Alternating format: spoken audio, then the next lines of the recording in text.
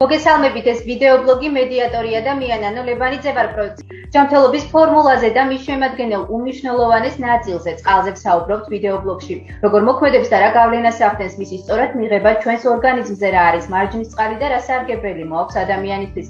ამ და სხვა საინტერესო საკითხებზე ვისაუბრებთ სასარგებლო რჩევებით გერით წინ. ხალბატონი მაია არქანია ჩვენი სტუმარი, ის 9 წელიწადზე მეტია რაც ნუტრიციოლოგიის მიმდევარია და კორალ კლუბ ინტერნაციონალის სახია. არის ასევე სამკურნალო მასაჟის და რეაბილიტაციის სპეციალისტი, კინეზიოთერაპევტი და 17 წლიანი გამოცდილება აქვს ასევე მანუალურ თერაპიაში. მოგესალმებით ხალბატონო მაია, დიდი მადლობა რომ გამონახეთ ჩვენი ბლოგისთვის. ყველამ ვიცით რომ წყალი სასარგებლოა ორგანიზმისთვის, ხო, მაგრამ როგორ მოქმედებს და რა გავლენას ახდენს მისი სწორად მიღება, ეს ბევრმა არ იცის.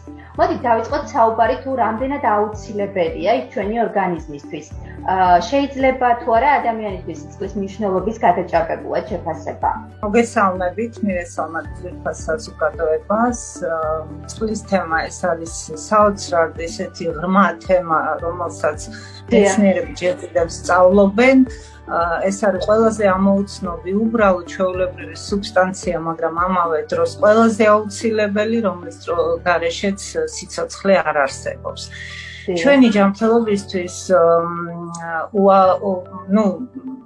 უამრავი ფაქტორი ახდენს ჩვენს ჯანმრთელობაზე გავლენას, მათ შორის ყველამ ძალიან კარგად ვიცით, რომ პირველი ეს არის ჟანგბადი და ჟანგბადთან ერთად ასევე უმნიშვნელოვანესია წყლის ფაქტორი.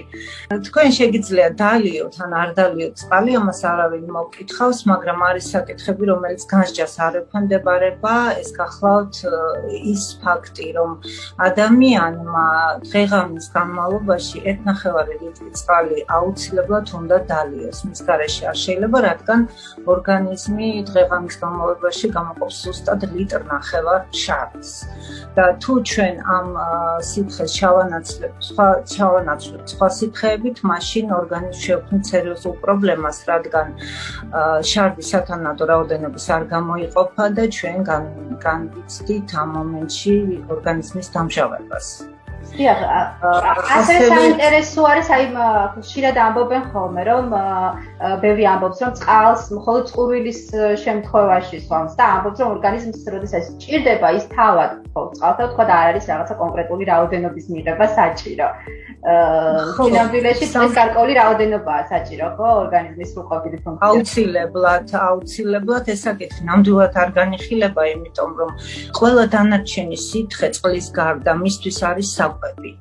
და ერთადერთი წყალი გახლავთ ის გამძვრელი საკვები ნივთიერების, ანუ გამხსნელი, რომელიც ჭირდება ორგანიზმს. სხვა დანარჩენს ვერ აღიქვავს როგორც წყალს, ანუ აუცილებელია წყლის მნიშვნელობა, იმდენად აუცილებელია, რომ ამაზე ძალიან ბევრჯერ მიწევს ხოლმე ამის მტკიცება, მაგრამ იცით როგორ არის. მოდით მაშინ ასე ვთქვათ, ძალიან თუ ჩვენ ყველაფერს ამას მივიღებთ და ორგანიზმმა უკეთ იცის, როდის უნდა დავლიოთ წყალი, მაშინ ასე ვთქვათ, ანუ ვარ თუ არა ჩვენ უფრო ჯანმრთელები იმ სხვა სითხის მიღების შედეგად. სამწუხაროდ ძალიან ბევრი ისეთი მარკეტებში გადავსებულია ბრჭყვიალა ესეთი სასმელებით, ნაირი კოკა-კოლა იქნება, ფანტა იქნება, თუ რაც იქნება, თუნდაც მინერალური წყლები, მაგრამ ეს წყალი უჯრედს არ ჭირდება. უჯრედს ჭირდება შემავსებელი და ენერგიის მომცემი წყალი. ეს დანარჩენი სითხე ჩვენ ენერგიას გვაძლევს. ანუ სხვა სითხით ჩანაცვლება არ არის სწორი. ასევე გადაგებულ წყალსაც მიირთმევს ზოგი. ადუღებული წყალი არის აბსოლუტურად მკვდარი წყალი, მასში არაფერი არ არის საერთოდ და ის არ განიხილება, ის არ უტილირდება, ანუ უჯრედი მას არ იღებს და ის რჩება უჯრედს მიღმა. ამის შედეგად გვაქვს შემდგომ უამრავი ისეთი პრობლემა, მათ შორის შეშუპება სხეულის, წყალი არ მიყვარს, წყალი მასუქებს, თუ გაგიგიათ ესეთ გამონათქვა. ეს არის ზუსტად ის წყალი, რომელიც არ მიიღო უჯრედმა. უჯრედს აქვს თავისი ისეთი ბუფერული დამცავი ზონები და ის არაფრით არ გახსნის მას, თუ მისი პარამეტრები არ შეესაბამება მოწოდებულ სითხეს.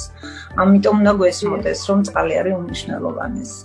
ასევე საინტერესო არის, აქვს თუ არა მნიშვნელობა დროის რა მონაკვეთში, რა სახის და რაოდენობის წყალს მივიღებთ, ან როდის არის ყველაზე უკეთესი დრო იმისთვის, რომ წყალი მივიღოთ.